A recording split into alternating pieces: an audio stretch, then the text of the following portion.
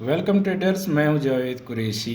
आज gold forecast में मैं आपके साथ गोल्ड फ्यूचर का ओपन इंटरेस्ट शेयर करूंगा और उसकी रोशनी में हम देखेंगे कि गोल्ड में क्या चल रहा है।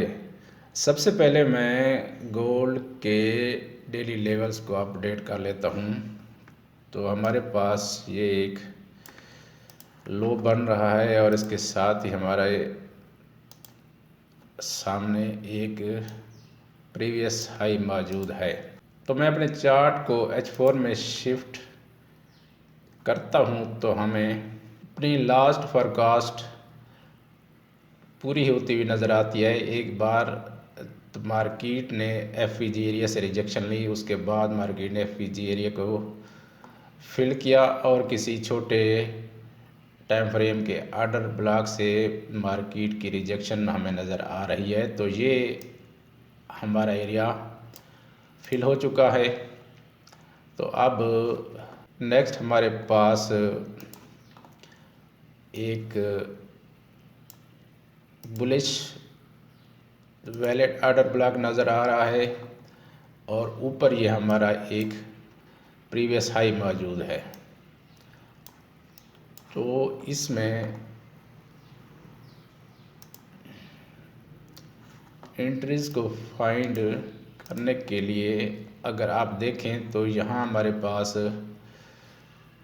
एक अग्रेसिव मूव मौजूद है। इस अग्रेसिव मूव में हमारा तो वैलिड FEG एरिया कौन सा बन रहा है, तो ये हमारा स्ट्रॉन्ग FEG एरिया बन रहा है।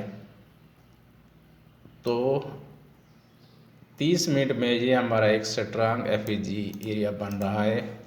अगर मैं अपने चार्ट को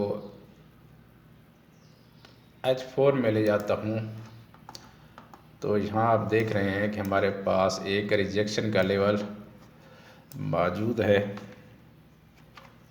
इस रिजेक्शन के लेवल से मार्केट बुलिश हो सकती है।